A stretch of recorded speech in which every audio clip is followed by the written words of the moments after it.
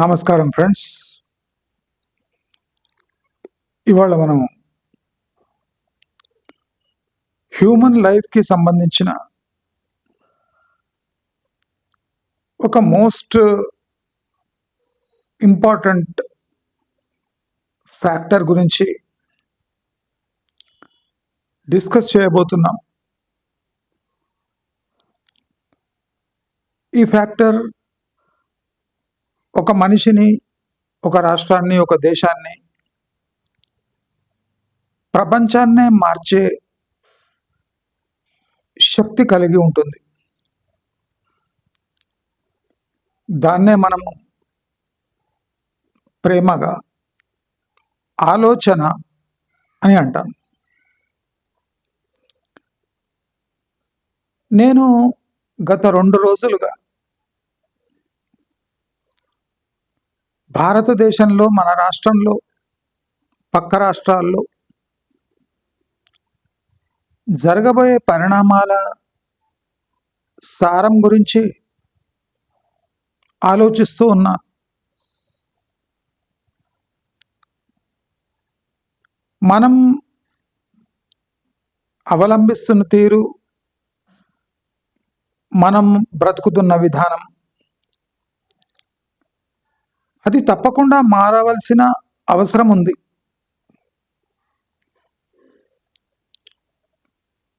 మన ఆలోచన మన జీవితాలే కాకుండా మన సాటి మనుషుల యొక్క జీవితాలు కూడా ప్రభావితం చేస్తాయి.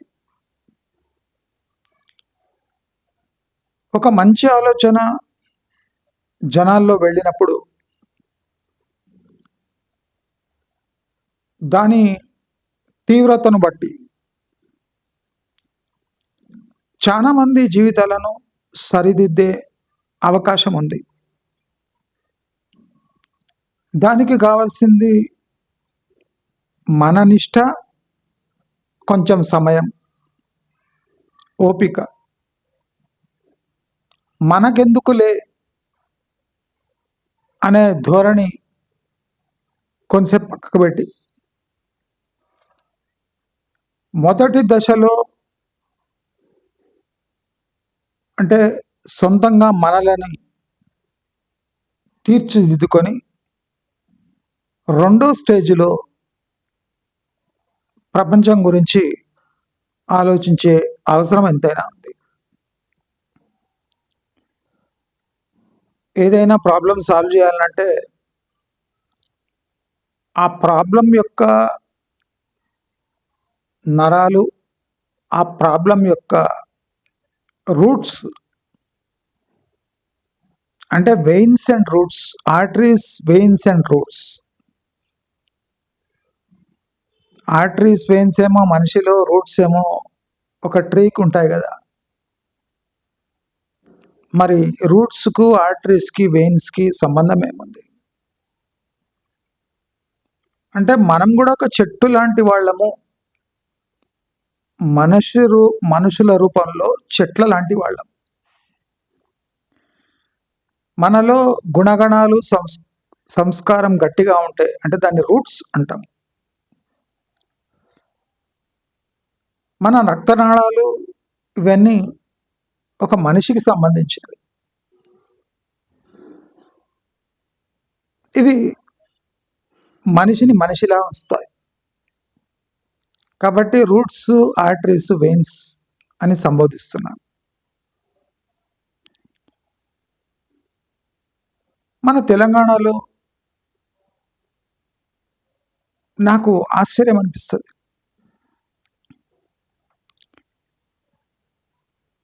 ఒక మనిషికి లేదా ఒక జిల్లాకు, ఒక రాష్ట్రానికి వలసల రాష్ట్రము, వలసల జిల్లా,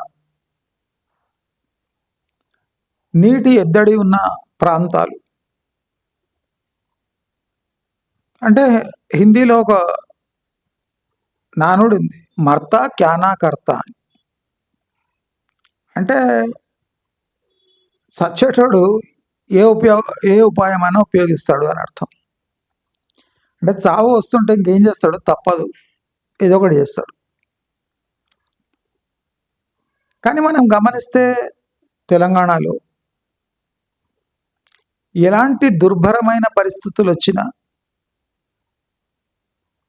ఎలాంటి క్రైసిస్ వచ్చినా, ఎలాంటి అవమానాలు ఎదురైనా తెలంగాణలో నేను అనుకుంటా చాలా తక్కువ జనాలలో ఉంటుంది. అంటే నిర్లిప్తంగా ఉండి పరిసరాల్లో ఏం జరుగుతుంది అని కేర్ చేయకుండా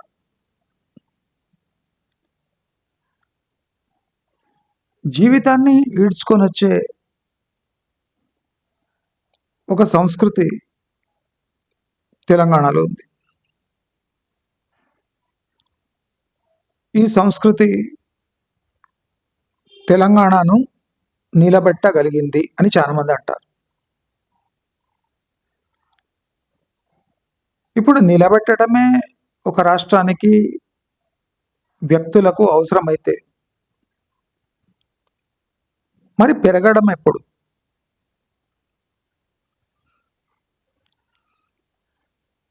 పారని నీరు కలుషితమవుతుంది అంటారు. ఒక థాట్ ప్రాసెస్ పారకపోతే, ఒక ఆలోచన ప్రవహించకపోతే, మన ఆత్మగౌరవం పేరుతో, నిర్లిప్తత పేరుతో, రిసోర్సెస్ పేరుతో మనం ఎదగకుండా ఉంటే, ప్రపంచం ముందుకెళ్ళిపోతుంటే ఇలా బ్రతకడం ఎన్నాళ్ళు?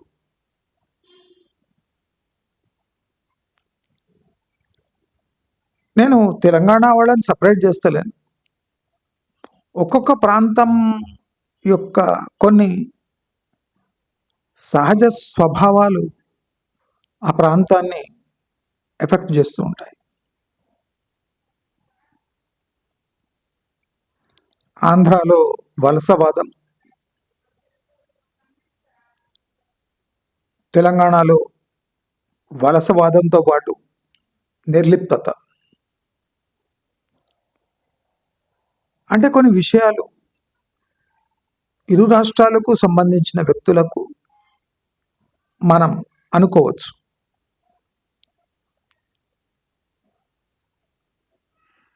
ఇన్ని రోజులు తెలంగాణ ఆంధ్ర వాళ్లకు ఏదో ఒక రీజన్ దొరికింది బిజీగా ఉండేటట్టు. తెలంగాణ సపరేట్ అయిపోయింది, దాంట్లో తెలంగాణ వాళ్ళు బిజీ ఉన్నారు. ఆంధ్ర సపరేట్ అయిపోయింది, ఆంధ్ర నిర్లిప్తంగా చలనం లేకుండా పడింది. కానీ ఇప్పుడు ఇరు రాష్ట్రాల్లో యాక్టివిటీ స్టార్ట్ అయిపోయింది. పీకులో ఉన్న తెలంగాణ తన స్థానాన్ని జారవిడ్చుకోవడానికి రెడీగా ఉంది. విభజన తర్వాత నిర్లిప్తంగా పడి ఉన్న ఆంధ్ర వికసించే ప్రయత్నం చేస్తూ ఉంది. రెండు యాక్టివ్గా ఉన్నాయి, కానీ రెండు ఆపోజిట్ మోడ్లో వెళ్తున్నాయి.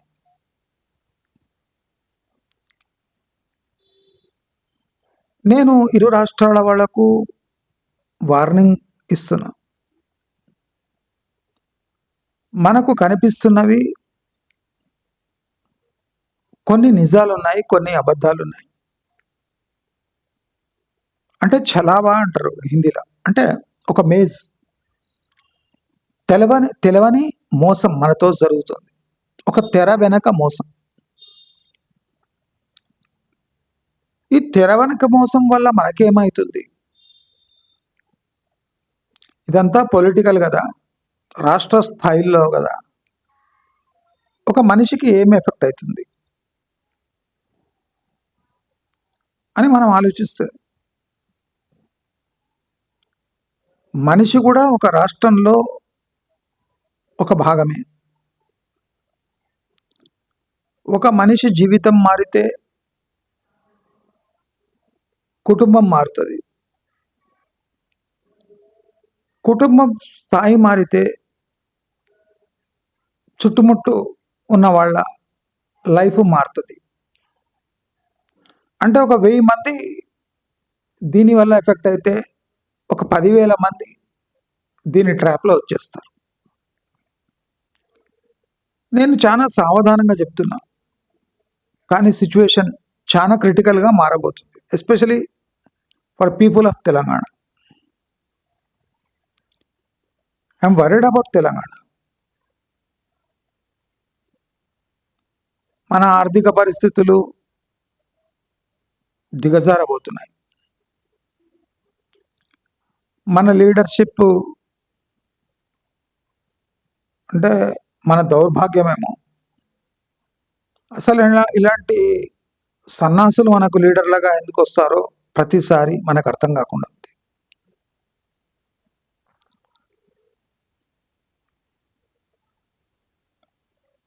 రాష్ట్రం చరిత్రలో, దేశం చరిత్రలో చేయని తప్పిదాలు చేసి మన కేసీఆర్ ప్రెస్ మీట్ పెట్టాడు. అంటే సిగ్గే లేదు.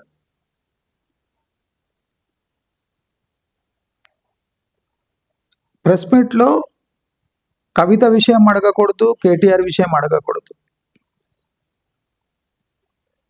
తన ఓటమిని ప్రశ్నించకూడదు. అంటే ఏ విషయాలపై క్లారిటీ కావాలి, దానిపై జర్నలిస్టులు క్వశ్చన్ వేయకూడదు, కానీ ప్రెస్ మీట్ కొనసాగాలి. అంటే ఆయన చెప్పిందిని ఇంటికి వెళ్ళిపోవాలి. అదే పని జర్నలిస్ట్ చేశారు. అంటే నేను చెప్పేది ఏమంటే, మనలో దృఢమైన ఆలోచనలు ఎందుకు పురుడు పోసుకోవు? మనం మన మాటపై ఎందుకు నిలవడము? మన ఆలోచన ధోరణి ఎప్పుడూ ఎందుకు మారుతూ ఉంటుంది? మనలో కొత్తదనం ఎందుకు వెళ్ళి విరియదు? కొత్తదనం అంటే, కొత్త ఆలోచనలు అంటే ఎందుకు భయము? కొత్త థాట్ ప్రాసెస్ అంటే ఎందుకు విరక్తి? మనం ఆలోచన శక్తి ఇలాగే ఉంటే కోల్పోతామా? కోల్పోతూ ఉంటే మళ్ళీ మనం బానిసలైపోతామా? నేను చాలా క్రిటికల్, ఎవడు లేపుతలేరు ఈ ఇష్యూ, కానీ నేను చాలా క్రిటికల్ ఇష్యూ లేపుతున్నా తెలంగాణ వాదులకు ఎస్పెషలీ. మీరుకు ఊహకు వస్తలేదు, కానీ మళ్ళీ రాష్ట్రాన్ని కలిపే ప్రయత్నం చేస్తున్నారు. మళ్ళీ రాష్ట్రాన్ని కలిపే ప్రయత్నం చేస్తున్నారు. మళ్ళీ రాష్ట్రాన్ని కలిపే ప్రయత్నం అంటే ఆంధ్రప్రదేశ్ తెలంగాణతో మళ్ళీ కలిసిపోతుందా అంటే కాదు, అది సాధ్యం కాదు. కానీ మళ్ళీ మనం ఆంధ్ర థాట్ ప్రాసెస్కి బానిసలైపోతూ ఉన్నాం. ఆంధ్ర వాళ్ళు వాళ్లకు రాష్ట్రం ఉన్నా ఇంకా తెలంగాణని అంటిపెట్టుకొని ఉండడంలో అర్థమేముంది, ఆంతర్యం ఏముంది?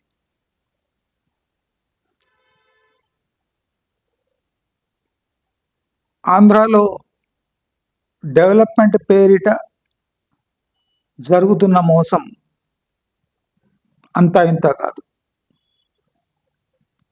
జగన్మోహన్ రెడ్డి జరుగుతున్న డెవలప్మెంట్ని పర్సనల్గా తీసుకొని, ఎవరైనా ఈ డెవలప్మెంట్లో పాల్గొంటే నేను వచ్చాక అవన్నీ క్యాన్సిల్ చేస్తా, ఒక్కొక్కరిని జైల్లో వేస్తా అనడం, అది ఆంధ్రప్రదేశ్ పాలిటిక్స్కే చెల్లింది. అంటే he's directly threatening government policy as a assembly member. Assembly మెంబర్గా మీరు ఏం చేసినా దాన్ని తిరగ రాస్తా. నేను ఎప్పుడో చెప్పిన ఆంధ్రప్రదేశ్ వెనుకబడడానికి జగన్మోహన్ రెడ్డి అనే ఒక అస్తిత్వము మిగిలి ఉంటే ఆంధ్రప్రదేశ్ ఎప్పటికీ డెవలప్ కాదు. నేను క్లియర్గా చెప్తున్నా, జోక్ కాదు. ప్రభుత్వం చేసే ప్రతి పనిని నేను తిరగరాస్తా, తిరగదోడుతా, జైల్లో వేస్తా నేను వస్తే. నేనేమంటున్నా అంటే ఆంధ్రాలో చాలామంది అంటే రక్త మాంసాలు లేని బల్క్ ఫిగర్స్ ఉన్నారు. కోడు చూస్తే ఇంతలా ఉంటాడు, కానీ సారీ టు సే కానీ సిగ్గులేని వ్యక్తులు మ్యాక్సిమం అక్కడనే ఉన్నారు. అంటే చీము నెత్తురు అని రాయలసీమ అవి ఇవి అంటారు, కానీ చీము నెత్తురు లేదు. ఒక సన్నాసి 100 క్రిమినల్ కేసుల్లో ఇరుక్కున్న సన్నాసి బహిరంగంగా ఒక పబ్లిక్ పాలసీని నేను తిరగరాస్తా, నేను వస్తే ఇదంతా చెడగొడతా, ఒక్కొక్కడిని జైల్లేస్తా, నేను రివెంజ్ తీసుకుంటా అని బహిరంగంగా చెప్తుంటే ఒక్క కేసు నమోదవుతలేదు. ఏమనంటే ఆయన పాలసీపై మాట్లాడుతున్నా అంటున్నాడు, కానీ అది జైల్లో ఎట్లా వేస్తాడు? జైల్లో ఎప్పుడు వేయాలంటే అది ఇల్లీగల్ ఉండాలి, అంటే not according to government rules. మళ్ళీ ప్రభుత్వము పీపీపీ మోడల్లో ఏదైనా ఒక మోడల్ కానివ్వండి, అది అంటే ఒక జియో ప్రకారం పీపీపీ మోడల్లో ఏదైనా డెవలప్మెంట్ చేస్తుంటే ఒక so called educated mafia leader mic పట్టుకొని ఎవడైనా దీంట్లో పాల్గొన్నాడంటే వాడికి ఉంటుంది అనడం ఒక ఆకు రౌడీ, ఒక చిల్లరగాడు, ఒక సన్నాసి చేసే ప్రకటన అనేది. దీంట్లో రెండో ఇది లేదు. మీరు విమర్శించండి, కానీ ఆకు రౌడీలా విమర్శించకండి. నేను ఒక్కొక్కడి తాట తీస్తా. ఏం తీస్తావు తాట? ఈ వర్డ్స్ అని ఎందుకు అంటున్నానంటే మోదీ అండతో నేనేమైనా మాట్లాడగలను. అంటే మోదీ ఉండే వరకు నన్ను ఎవడు అరెస్ట్ చేయలేరు, నేను ఇలాంటి వాగుతూనే ఉంటా అని నాకు ఫస్ట్ టైం జగన్మోహన్ రెడ్డి మాట్లాడే మాటలు ఎంత గలీజ్గా అనిపించినాయి అంటే అంత గలీజ్గా ఉన్నాయి. ఒక రౌడీ మాట్లాడే మాటలు మాట్లాడుతున్నాం. అంటే ఇలాంటి వ్యక్తిని మనం ఇంకా బయట ఉంచి ఏమండి జగన్మోహన్ రెడ్డి గారు ఇలా మాట్లాడితే ఇది సమంజసం కాదు అంటే పొబే అంటాడు. అంటే ఇలాంటి వ్యక్తికి ఎలా ట్రీట్మెంట్ ఎలా వేయాలి అంటే సౌత్కు మోదీ చేసే ద్రోహం గురించి నేను ఎప్పుడు మాట్లాడుతూ ఉంటాను కదా. ఇది అతిపెద్ద ద్రోహం. ఇక్కడ మీరు ఆంధ్రాలో 50 ఎయిర్పోర్ట్లు కట్టుకున్నా ఆ 50 ఎయిర్పోర్ట్లు ఒకచోట, అమెజాన్ డేటా సెంటర్లు, గూగుల్ డేటా సెంటర్లు, కాగ్నిజెంట్ డేటా సెంటర్లు ఒకచోట, మెటా డేటా సెంటర్ ఒకచోట, జగన్మోహన్ రెడ్డి ఒకచోట. అంటే అంత ప్రమాదకరమైన స్టేట్మెంట్స్. ఒక ముఖ్యమంత్రిగా పాలిచ్చి దిగిపోయి చీత్కరించబడ్డ వ్యక్తి మళ్ళీ లేచి ఈ లెవెల్ మాటలు మాట్లాడుతున్నా ఇంకా పొలిటికల్ సిస్టంలో నిర్లిప్తత ఉంది చూడండి, అది ప్రమాదకరం. నేను ఆంధ్రప్రదేశ్ డెవలప్ కాదు అంటే ఏ బేసిస్ మీద అంటున్నా అంటే నేను ఎప్పుడు చెప్తున్నాను, జగన్మోహన్ రెడ్డి బయట ఉండే వరకు మీరు 100 ఎయిర్పోర్ట్లు కట్టుకున్నా ఆంధ్రప్రదేశ్ డెవలప్ కాదు. అదే తెలంగాణలో ఎవరైనా భయపెట్టిండంటే ఎవడు కేర్ చేయడు ఇక్కడ. ఎందుకంటే ప్రజల్లో చైతన్యం ఉంది ఇక్కడ. ఒక ఎమ్మెల్యే కానీ ఒక ముఖ్యమంత్రి కానీ విచ్చలవిడిగా ప్రవర్తించలేడు. అంటే ఫ్రీ బస్సు అట్లా ఫ్రీ ఏమని ఇవ్వచ్చు, కానీ ఏదైనా కఠినమైన నిర్ణయం తీసుకుంటే పగిలిపోతుంది. కాబట్టి తెలంగాణలో ఉన్న చైతన్యము పౌరుషం కూడా ఆంధ్ర వాళ్ళలో మచ్చుకైనా లేదు. ఇది బాధాకరమైన విషయం. నేను ఎందుకు బాధాకరం చాలా ఎమోషనల్గా చెప్తలేను, ప్రాక్టికల్ చెప్తున్నా. దీనివల్లనే ఆంధ్రప్రదేశ్ ఇంకో 30 ఏళ్ల వరకు ఇట్లా సచ్చివాడు ఉంటుంది. మీరు ఎన్ని రోడ్లు వేసుకోండి, ఎన్ని సిఆర్డిఏ భవనాలు కట్టుకోండి, ఇన్వెస్ట్మెంట్ రాకుండా మైక్ తీసుకొని రాష్ట్రాన్ని భయపెట్టే వ్యక్తిని మీరేం పీకలేకపోతున్నారు. అంటే మీలో ఉన్న కరప్ట్ మైండ్ సెట్, మీలో ఉన్న నిర్లిప్తత, మీలో ఉన్న భయం, పిరికితనం, అంటే మోసం చేసే తత్వం, ఒక రాష్ట్రాన్నే మోసం చేస్తున్నా మీరు నిర్లిప్తంగా ఉన్నారంటే మీరు కూడా పెద్ద మోసగాళ్లే అని అర్థం. Is directly threatening the system through his goondaism.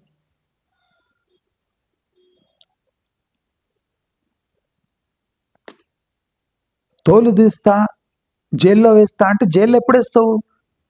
What you are saying is present government ఒక ఇల్లీగల్ జియోస్ తీసుకొని వస్తుందనే,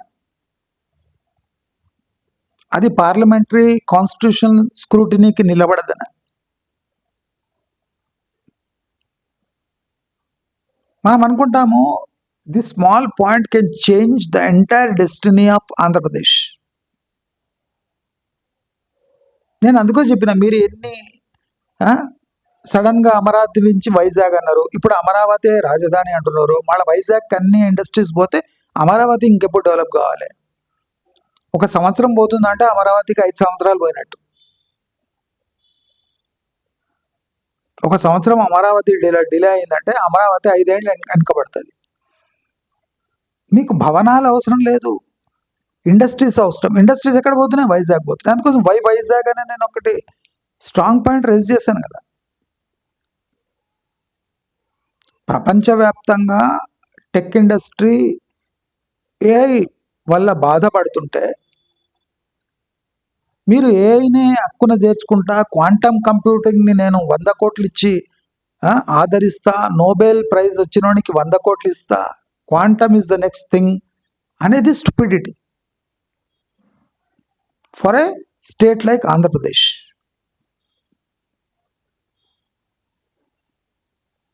ఎందుకంటే ఈ ప్రాబ్లం ఏమంటే ఒక్కడు ఆలోచిస్తున్నాడు, కోట్ల మంది ఫాలో అయిపోతున్నారు. ఇక్కడ వేల మంది, లక్షల మంది ఆలోచించాలి. ఇక్కడ ఏం జరుగుతుందంటే ఒక్క వ్యక్తి తన ఇష్టం వచ్చినట్టు ఆలోచిస్తుంది. ఇక్కడ రేవంత్ రెడ్డి కానివ్వండి, అక్కడ చంద్రబాబు నాయుడు కానివ్వండి, ఇద్దరు తప్పుడు మార్గాలే. ప్రశ్నించలేకపోతున్నారు. ఎందుకు? ఆలోచన శక్తి లేదు, ఆలోచన విధానం తెలియక.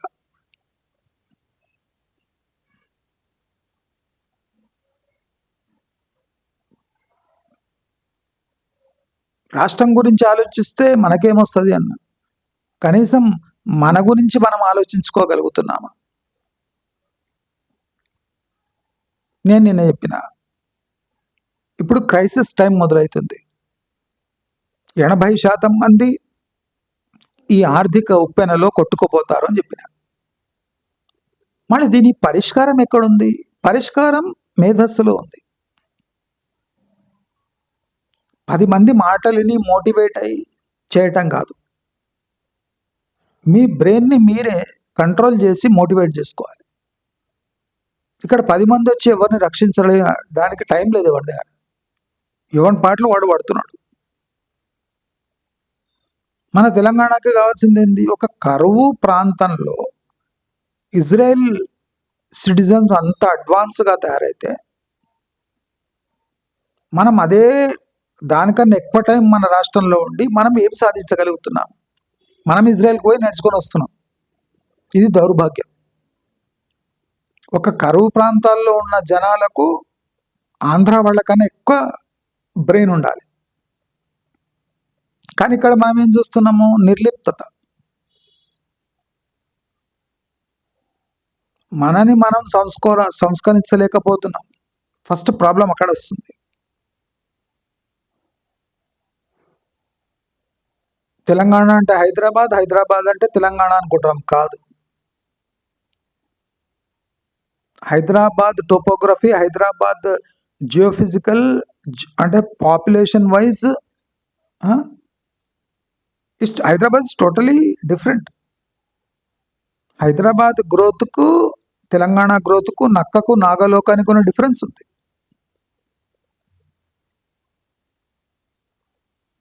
హైదరాబాద్కు కొద్ది కూతవేటు దూరంలో పోతే తెలంగాణ రాష్ట్రాన్ని గుర్తుపట్టలేం మనం.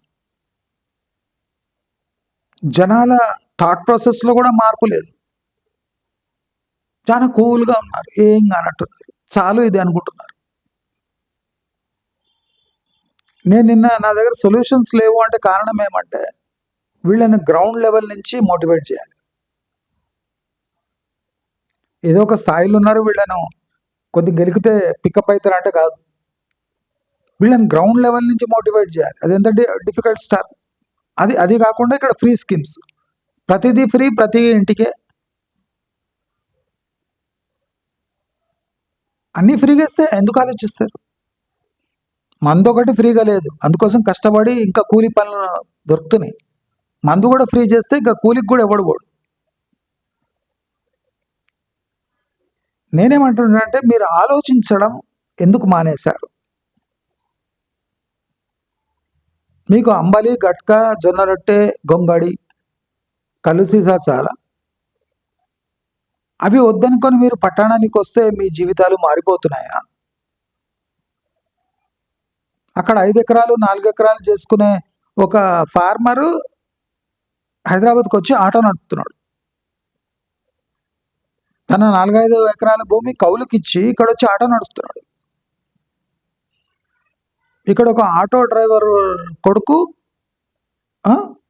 వాని స్కూల్ ఫీజు 32,000 అట, 2వ క్లాస్, సంవత్సరానికి 32,000.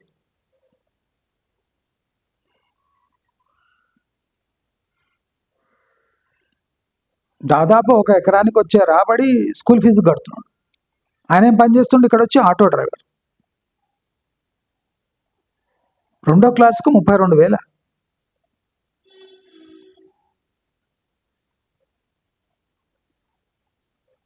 అంటే ఎలాంటి దుర్భరమైన స్థితిలో నుంచి, ఊళ్ళో నుంచి మీ పట్టణానికి ఎందుకు వచ్చిండ్రు? వాట్ ఈస్ యర్ ఏం?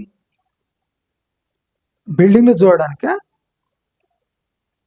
రిలీజ్ అయిన పిక్చర్స్ మల్టీప్లెక్స్ చూడడానిక? సెల్ ఫోన్స్ పట్టుకొని రోడ్డు మీద తిరగడానిక? దేనికి వచ్చిండ్రు? మన ఇండివిజువల్ లైఫ్స్ని మనం మార్చుకోలేకపోతే, అది అవసరం లేదు అనుకుంటే అది రాష్ట్రానికి శాపంగా మారుతుంది. ఉన్నది చాలు, చేసింది చాలు, ఎవడు ఏం చేసుకుంటే మనకేం. పక్క రాష్ట్రం వాళ్ళు వచ్చి మనం భూభాగంపై వచ్చి కోట్లు సంపాదిస్తుంటే మనం భూమిని అడ్డం పెట్టుకొని గొంగడేసుకొని పండుకుంటే రాబోయే రోజుల్లో ఈ స్ట్రాటజీ వర్కౌట్ కాదు. ఇప్పటికే భూధరలు పడిపోతున్నాయి తెలంగాణలో. వాణిజ్య సముదాయాలు మూతపడుతున్నాయి. అంటే అర్థమేమి? డిమాండ్ లేదు. డిమాండ్ లేదు అంటే డిమాండ్ లేదా? ఉంది. స్పెండ్ చేసే పవర్ తగ్గిపోతుంది. కేసీఆర్ చెప్పిన లెక్కలు వేసుకొని భుజాలు దడుపుకొని ఆకలి అవుతున్నా మనం జీడిపిలో మన నికర ఆదాయం కలిపి fastest growing economy in India, number 1 richest state అని చెప్పి సన్నాసి లక్షలు దోచేసి తెలంగాణను నగ్నంగా ఇడిచి వెళ్ళిపోయాడు. ఫామ్ హౌస్లు వండుకొని 2 సంవత్సరాల తర్వాత వచ్చి సిగ్గు లేకుండా, జవాబు చెప్పకుండా బెదిరించి ప్రెస్ మీట్ పెట్టి వెళ్ళిపోయాడు. తెలంగాణ వాళ్ళు నోరు ఎలదీసి చూస్తూ ఉన్నారు.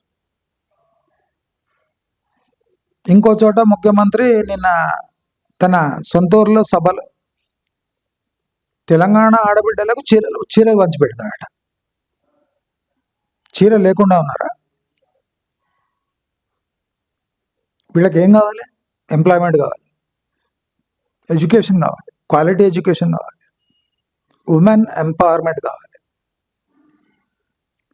సెంట్రల్ స్కీమ్స్ డైరెక్ట్గా అందాలి, గ్రామ పంచాయతీకి నిధులు కావాలి. ఇంత స్పష్టంగా మనకి ఏం కావాలనో తెలుస్తుంటే వాడు చీరలు పెంచి పెడుతుంటే మనం లైన్లో నిలబడి తీసుకోవడం, ఉచిత బియ్యం కోసం గంటలు లైన్లో నిల్చోవడం, దీన్ని తెలివిగల వాళ్ళు వివరించి తీరంటారా?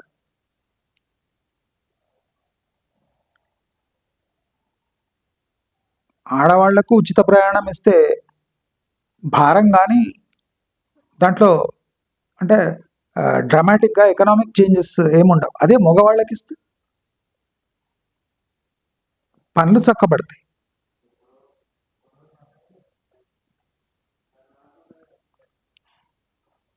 అంటే ప్రతి ఒక్క పాలసీ వెనుక సొసైటీ యొక్క బాగోగులు ఉండాలి.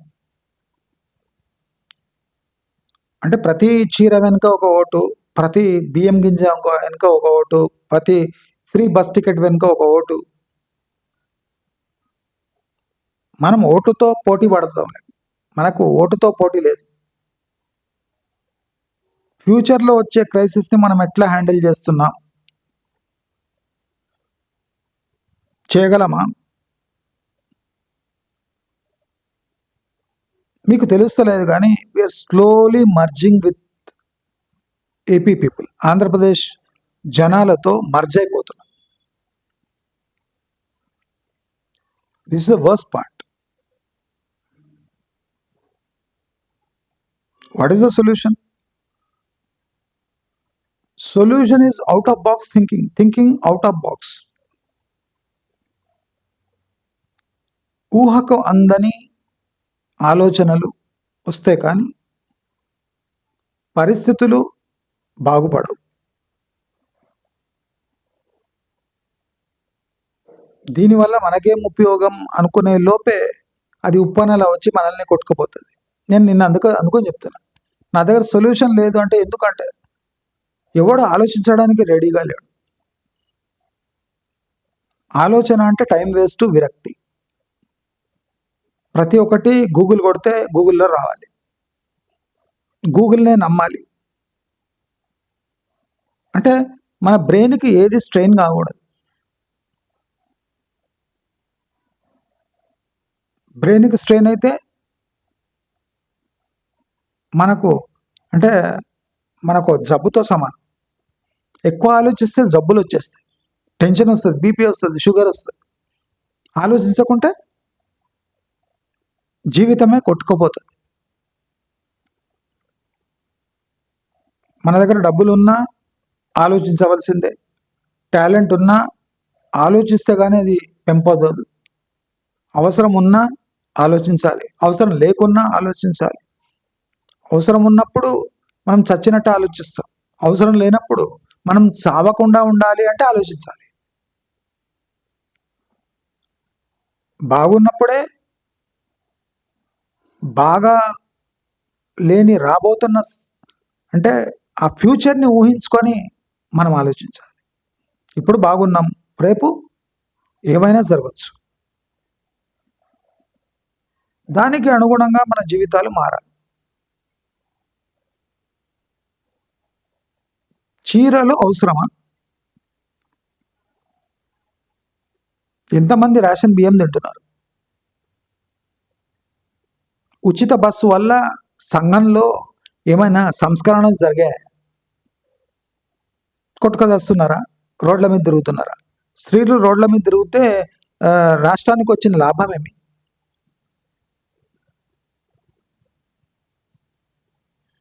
ఇవి అధ్యయనం చేయాలి కదా.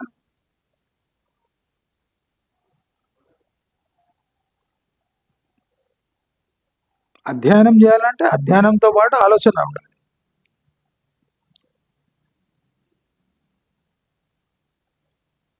ఆలోచన చేస్తే అధ్యయనం చేసిన దానికి సొల్యూషన్స్ దొరుకుతాయి. కేవలం అధ్యయనం చేస్తాం, అవి తీసి అటకల వాడిస్తాం. అధ్యయనం ఎందుకు చేసేది? అధ్యయనం చేసి దానిపై ఆలోచన చేస్తే సొల్యూషన్స్ వస్తాయి. కేవలం సర్వే చేసి అది అటకలో పడేస్తే ఎవరికి లాభం? ప్రతి ఒక్కరు ఆలోచించాలి.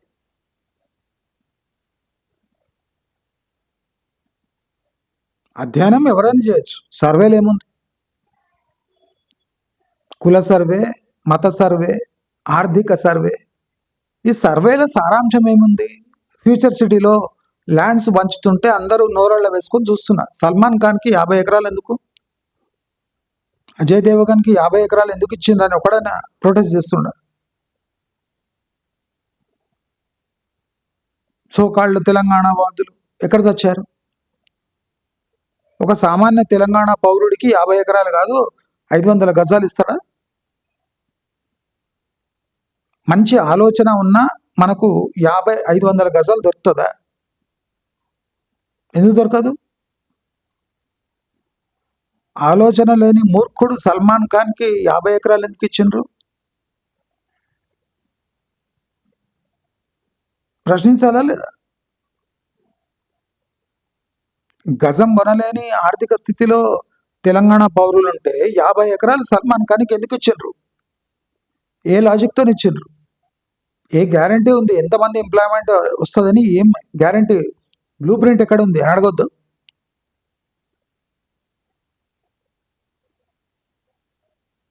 సల్మాన్ ఖాన్ వీడు అజయ్ దేవగన్ వచ్చి స్టూడియో తీస్తే ఇక్కడ రామోజీ ఫిలిం సిటీ ఎన్నేళ్ళు అయింది? రామోజీ వల్ల ఏం ఒరిగింది హైదరాబాద్కి?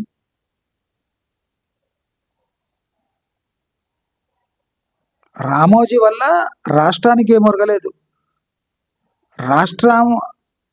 రాష్ట్రమే రామోజీ ఫిలిం సిటీని బతికిస్తుంది. అంటే వీళ్ళ వల్ల రాష్ట్రానికి పెద్ద లాభం లేదు, వాళ్ళకి రెవెన్యూ వస్తుంది. హైదరాబాద్లో సందర్శింపబడ్డ అంటే తగిన ప్లేసెస్ ఏమంటే రామోజీ ఫిలిం సిటీ, చార్మినార్, కుతుబ్షాహీ టూబ్స్, వండర్లా. అంటే రాష్ట్రమే చెప్తుంది ఇక్కడిక్కడ బాగుండే. అవి ప్రైవేట్ సంస్థలు. అవి అభివృద్ధిలో వస్తే మనకేం లాభం? రామోజీ చుట్టుముట్టు ఉన్న గూడాల్లో ఇంకా నిరక్షరాస్యత, ఇల్లిటరసీ, ఇంకా ఆడపిల్లలు చదువుకునే ఎన్నో వందల ఇండ్లు ఉన్నాయి. వాటి పరిస్థితి ఏమి?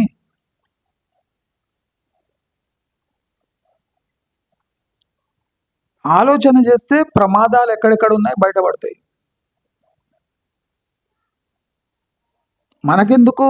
మన దగ్గర రాలేదు కదా, మన వరకు రాలేదు కదా అంటే నేను చెప్పినట్టు అది ఉప్పనలా వచ్చి కొట్టినప్పుడు మన దగ్గర ఆలోచన శక్తి కూడా మిగలదు. ఇప్పుడు ఆంధ్రాలో ఎలా నిర్లిప్తత ఉందో, భవనాలు అవసరం లేదు. ఆంధ్రప్రదేశ్కి ఏం కావాలి?